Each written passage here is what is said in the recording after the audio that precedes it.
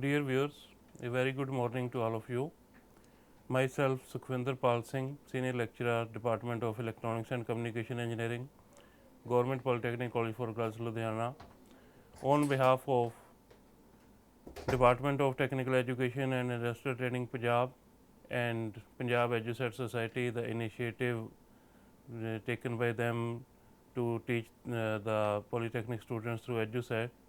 Today, I am here to discuss the topic of GSM and CDMA, which is under the subject of wireless and mobile communication in the course curriculum of EC 6th semester of 3-year diploma in electronics and communication engineering. So, in this topic we will discuss about this different features, architect, and advantages and disadvantages of both the GSM and CDMA. These two terms are much popular in India these days because every person has mobile phone, and the phone can be using GSM technology or CDMA technology. So, these two terms are too much popular these days that even any child studying in 9th or 10th, he or she also knows about GSM and CDMA. Everybody must have heard these two terms. So, we will discuss what one by one the features and architect of first of GSM and then CDMA, and then if time permits, then I will try to discuss about the mobile tracking, which is also a common feature these days, that how a mobile phone is tracked by some companies or some authorities when it is required. Each mobile phone can be tracked by certain features. So, first of all, what is GSM? It is Global System for Mobile Communication. The full form is Global System for Mobile Communication. Basically, it is a standard which is maintained by different countries and now accepted globally, that these standards will be used to communicate through mobile communication, and that standard has come up with the name GSM, that is Global System for Mobile Communication. This uses open digital cellular technology, that is the technology is cellular and digital, and open means that it can be used very much openly or very much freely in telephone systems. It is used to transmit mobile voice and data, as we are already using these features. We communicate when we call each other, then we communicate through voice, and when we are using internet and transmitting data, or sometime we are sending message, sometime we are sending picture messages, etc. So, this GSM technology is used to transmit the mobile voice and data. The original name of GSM is driven from Group Spatial Mobile. Before the standard maintained as the GSM is now these days, before this there was a Group Spatial Mobile in European country. This was standard maintained by the European countries for mobile communication, and now the GSM, the Global System for Mobile, it is the most popular standard for mobile phones in the world. It is also considered as second generation or 2G system. The first generation was advanced mobile phone system, which was in which every country or every company or every person was using its own standard, was maintaining its own frequency, was maintaining its own features, and that was used in communication of only within that company or within that area. It cannot be used like roaming, etc., or one company was not able to communicate with other company. So, this was the advancement of that technology. That technology was considered as first generation because it was the very first or the very beginning mobile systems, and this GSM is considered as second generation or 2G system in mobile communication. The features of GSM,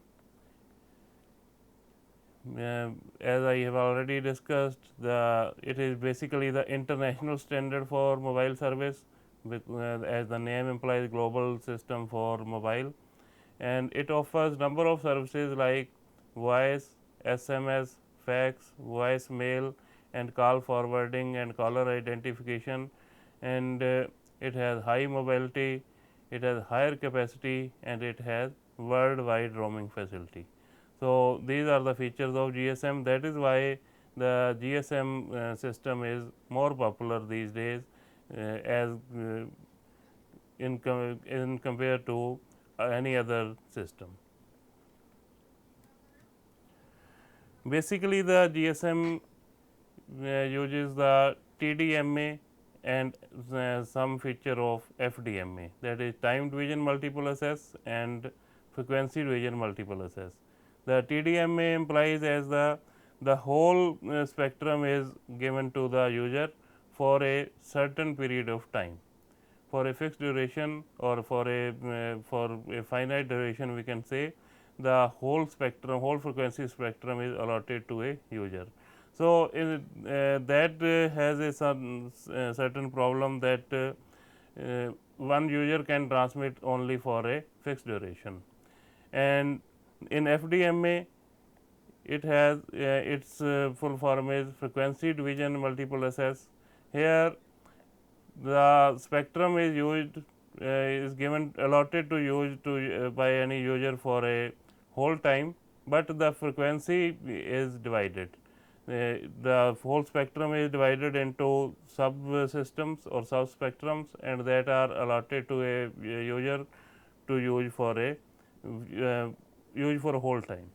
So, the GSM uses the mixture of TDMA and FDMA.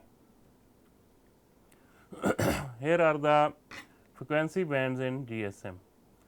The frequency bands in global system mobile, there are three kind of frequency bands. One is dual band, then tri-band and quad band. As the name implies, dual band will have 2 frequencies, tri-band will have 3 frequencies, and quad band will have 4 frequencies. The dual band, it operates on 900 megahertz and 1800 megahertz.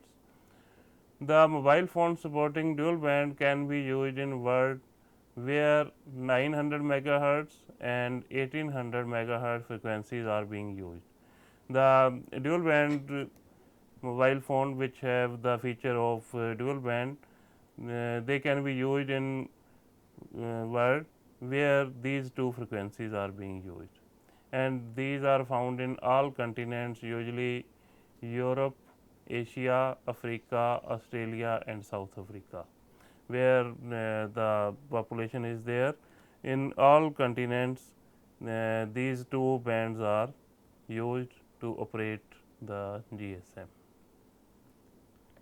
Then tri-band, as the name implies, it has 3 frequencies supported in tri-band, 900 megahertz and 1800 megahertz like in dual band, and one more frequency band, that is 1900 megahertz. So, the mobile phone having tri-band can be used in the world where these 3 frequency bands are being operated, and it is also supported worldwide in all the continents. Quad band, it has 4 frequencies supported in quad band. We have 850 megahertz frequency band other than all 3 bands, which are 900 megahertz, 1800 megahertz, 1900 megahertz, and it is also supported worldwide. The advantage of these bandwidth is, or these partition of bands is that more features and more facilities are available in quad band as compared to tri band, and in tri band as compared to dual band. So, where in the whole world these 4 frequencies are being used. the mobile phone supporting the quad band having these 4 frequencies can be used anywhere in the world. Now, the network areas of GSM is the GSM is divided into these certain units. These are cell, then location area, then MSC or VLR service area, then PLM. These are the units in how the GSM network is divided into these units. So, first of all, the basic service area covered by one BTS or one base transceiver station is known as cell. The area geographical area which is covered by one BTS or one antennas we see nowadays everywhere, many antennas or many towers in simple language we say that are seen many in many locations in all cities or all villages or all roads, and that the area covered or served by one BTS or one tower is called the cell. It is hexagonal in nature. You may have studied till now that what is cell, and that cell is a hexagonal in nature. It has 6 arms, or we can say 6 lines shape. That is the most preferred area for serving by any BTS, because in this case the user at the edge can be served very much better than the case of triangular or circular or rectangular area, and also the loss is very less in case of hexagonal area. So, cell is the basic service area covered by one BTS, and each cell has unique number that is known as cell global identity CGI.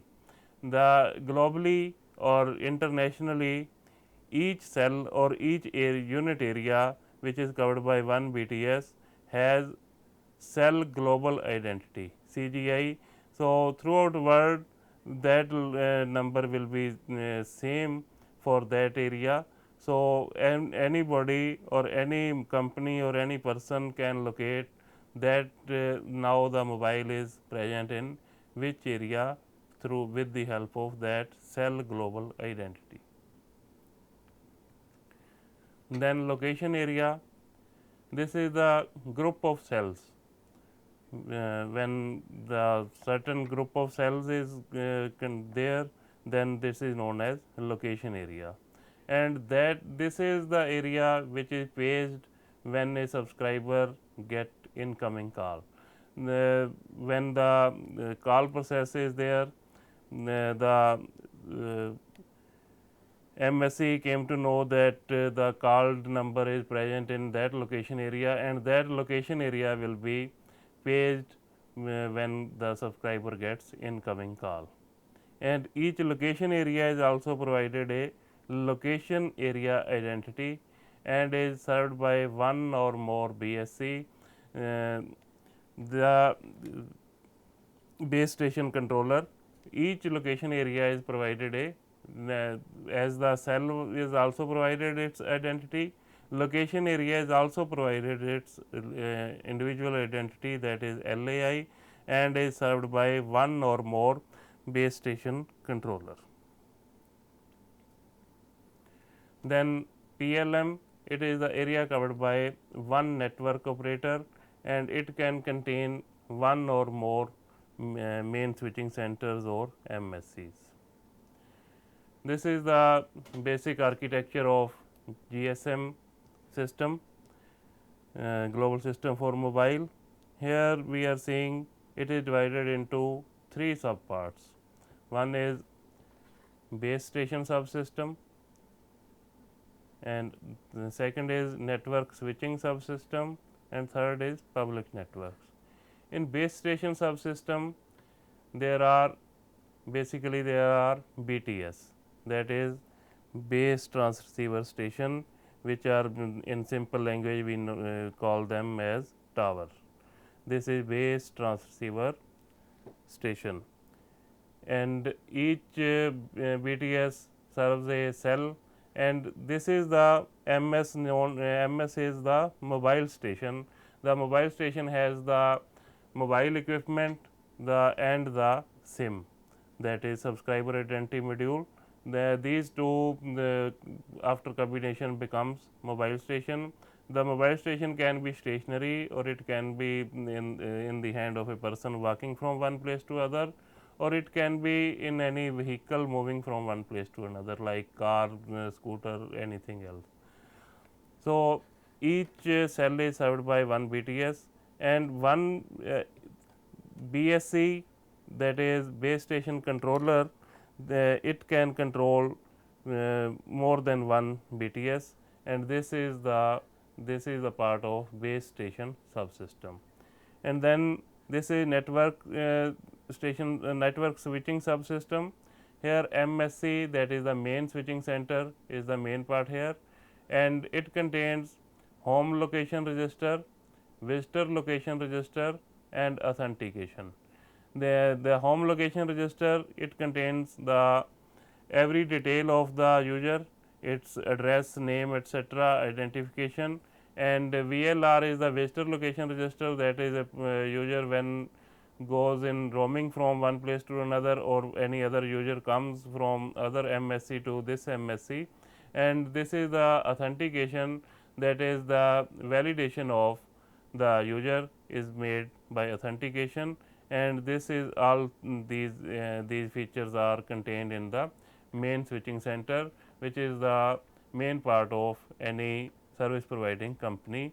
And this is the OMC, the operation and maintenance support system. This is all the operation of call operation is done, and maintenance of this system is done by this block. And another block is public network. This is how the MSC is connected to PSTN and ISDN and data network, that is the public networks which are so MSC works as the interface or the switching system between the mobile system, individual mobile system or mobile station with the public networks.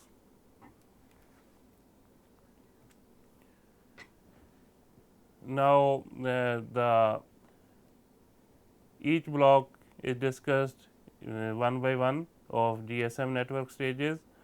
The GSM network stage we have already discussed these. It has base station, then network switching and public network, the three parts which are shown in this figure. Mobile service switching center, it performs the switching of calls between the mobile and network users. Management of mobile service such as authentication is also done in the mobile service switching center. The mobile station, it consists of the physical equipment, that is the radio transceiver, the digital signal processing, basically the mobile handset which we all know and which we all see or which we all possess. This is the physical equipment of mobile station, and the card or the SIM, subscriber identity module, which we insert in that physical equipment, then which provides the personal mobility. Combination of that physical equipment and subscriber identity module, that is SIM, it becomes the mobile station. The SIM, by inserting the SIM card into another GSM cellular phone, the user is able to receive calls at that phone. The SIM has in the GSM, the SIM has a very good or very interesting feature, that is by inserting the SIM card into from one phone to another phone, the user is able to receive call at that phone. That is the SIM can be transferred from one physical equipment to another physical equipment, and this is the unique and basic and very interesting feature of GSM. It contains the International Mobile Subscriber Identity, the IMSI. The each SIM card has 14 or 15 digit number over it, which is the International Mobile Subscriber Identity. The first three numbers are of that country's code. You can very easily see that when you bring out the SIM from your mobile or see any SIM, there will be first three digit will be same in all Indian SIM, because that three digits are of India. They are of country code of India. Then next two digits are of the area location area, and then they are of that SIM, particular SIM, that can be from 9, 8, 9 or 10 digits. So, you can very easily find what is the country code of India by picking out SIM from your mobile, and then check what are the three numbers, what are the first three numbers of that SIM, and you will find every SIM in India will have that three numbers. And this SIM card may be protected against unauthorized use by a password or personal identity number, that is PIN. Without PIN or by applying any PIN, the SIM card, the unauthorized use of SIM card can be protected.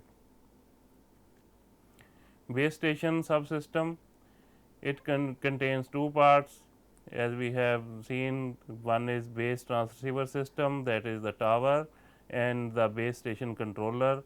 These by composing these two parts, it becomes base station subsystem. The BTS, it handles the radio link protocols with the mobile station. This is the cell shown as in hexagonal form, and one BTS is there in each cell, and this handles the radio link protocols with mobile station. Any mobile station or any mobile set is present in that area, it will be the responsibility of this BTS to handle the radio link protocols with all the mobile stations present in this area. Base station controller, the BSC, it handles radio channel setup, then frequency hopping and handovers, handing off or handing over the call from one BTS to another BTS, or frequency hopping or radio channel setup. These all of any BTS is controlled by the BSC.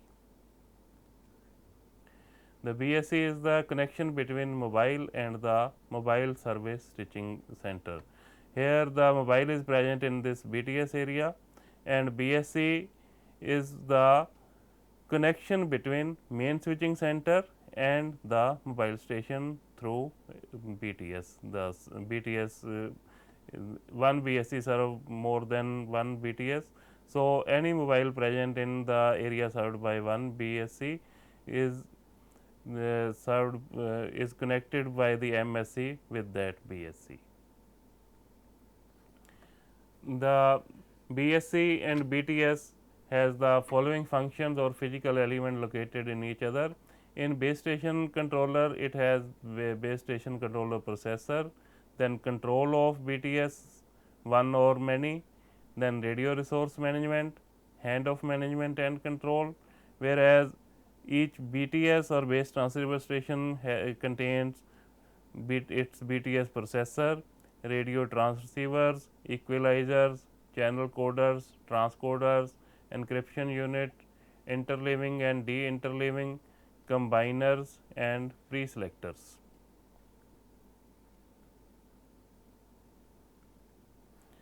Then the central component of the network subsystem, that is the mobile switching center MSC, it acts as a normal switching node of the PSTN or ISDN, public service telephone network or integrated service digital network.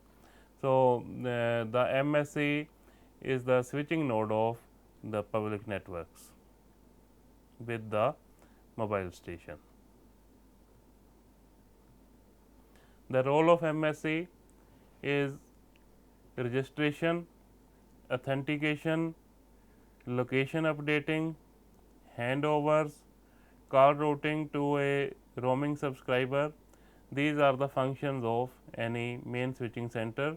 The registration of each mobile system or each mobile station or each mobile user is done, then authentication is done, then location updating is done at every moment.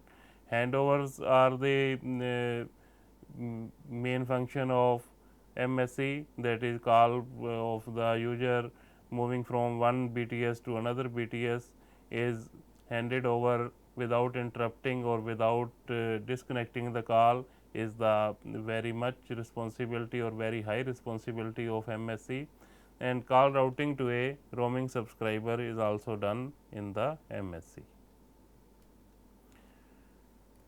The home location register HLR, which is there in the network subsystem. The HLR contains all the administrative information of each subscriber registered in the corresponding GSM network and current location of the mobile.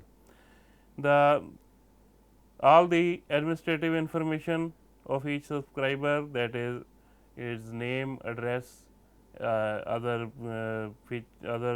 necessary information is contained in the home location register of that particular GSM network, and the current location of the mobile is also contained in home location register, that is the where that mobile station is present at this time. Because we know that mobile, as the name imply, it is a movable from one place to another. So, at a particular time the mobile is where the mobile is located at any particular time is also contained in the home location register, that is HLR. Then VLR, that is visitor location register. It contains selected administrative information from the HLR to call control for each mobile located in the geographical area controlled by the VLR. It contains selected administrative information from the HLR to call control for each mobile, that is when the mobile is from one place to another place, that is how the visitor is visitor location is there. So, to call control from the one set to another set, the selected information is contained by the VLR from the HLR. Then equipment identity register EIR. For authentication and security purposes, EIR contains a list of all valid mobile equipment on the network. All valid mobile equipment, that is when any mobile phone making mobile phone production company that